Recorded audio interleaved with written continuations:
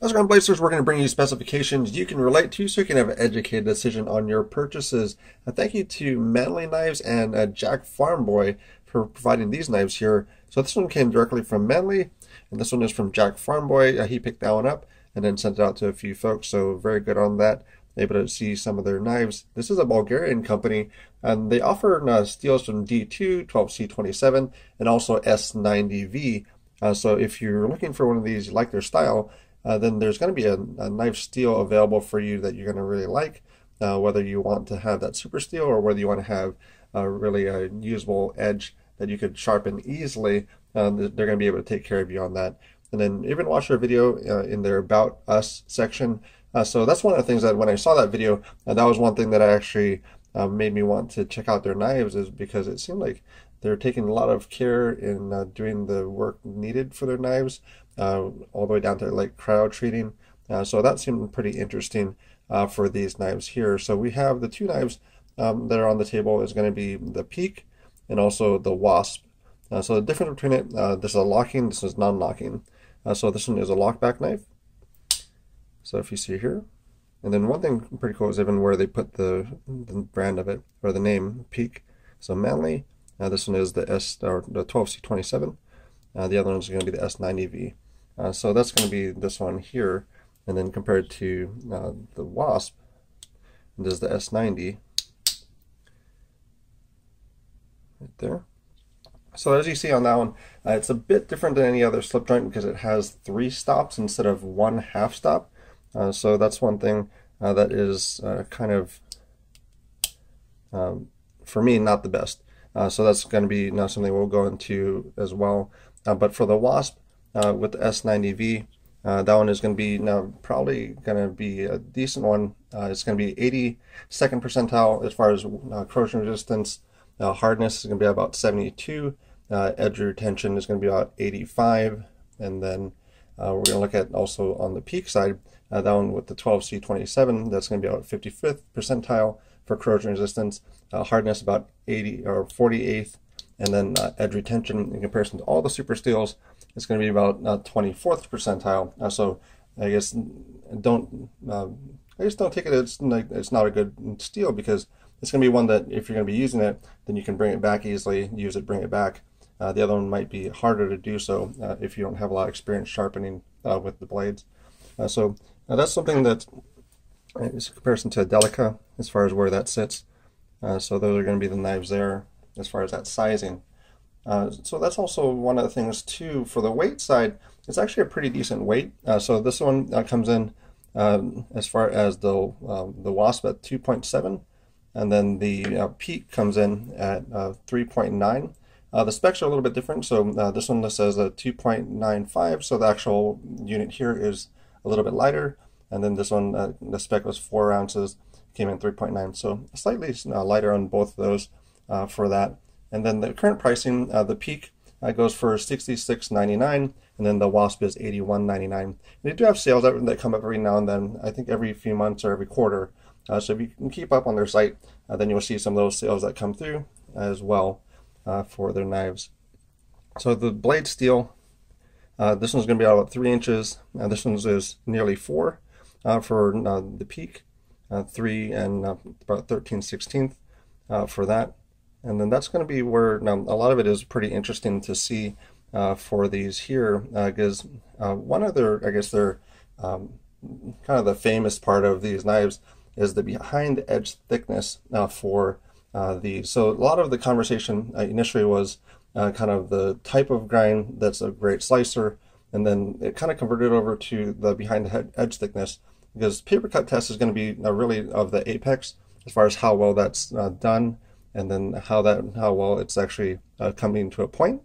So that's going to be cutting that paper, and then the sliciness of something is when you're going through maybe a thicker media that doesn't have that same give as far as how easy it's going to cut through that, and that's where we're going to have the more of the behind the edge thickness. So these are very much meet up to that, because if you figure for the behind edge thickness of something like a Delica, which was basically really known for being a really slicey blade, really good for food prep, things like that. This is one that comes in to be about 6 sheets of paper. So if you pick up 6 sheets of paper from your copy machine, that's going to be what this is behind the edge thickness for that. So that's where then we, I guess, compare that over to the Manly knives. So 6 sheets of paper for this one behind the edge thickness, and then you're going to have for the Peak, which is about 2.5 sheets of paper, and then the actually other way around. No, that's right. So Peak 2.5, and then the Wasp was about 3.1 sheets of paper. So about half of the behind the edge thickness of the Delica is going to be what you're going to be having for that Wasp. So that's going to be where the sliciness of that blade is going to be quite a bit better for Manly, and their pricing isn't that bad either. And then again, if you get the sales, then you're going to have an even better price than that. So they have Manly USA as far as picking those up if you want to get those. But looking at between the two, I would kind of want to like have a baby version of the Peak, because this one, as far as the Wasp with the 3 stops, it really takes away from the knife for me. I would rather just have the half stop, or even if they just left the other one out. It's probably the safest as far as the slip joint goes, but it takes away from the enjoyment of the knife for me with that. So I'd rather have the half stop, even if they left 1 stop there. And then so if I owned one of these as far as a Wasp, then I would probably try and take a grinder to it for a belt grinder, and actually take off some of the lobes to actually allow it for just to have a half stop instead of the 3 stops that it has now. And I think it makes it kind of a little bit unsafe in a sense, because as you're trying to close it and open it, you could slip off the blade too. At least that's my personal opinion on that. But right left hand carry, which is a good thing for that, and it rides in the pocket fairly well. So if you see on the pictures here, this is how it's going to ride for either the Peak or the Wasp, and they're both deep carry, right left hand, tip up. It does not have tip down carry for that. But for this one, it is you could actually do one hand operation with it. So that's one thing that I feel that like buck knives are missing. So if they could bring that out, so even the Nemesis knife, the MPR3, that one's actually really a comparable knife to this, and I actually like that one probably a little bit better than this one overall. But that's going to be where I would want to have probably this in a slightly larger size than this. So I think they had one at one point, but then it's probably discontinued.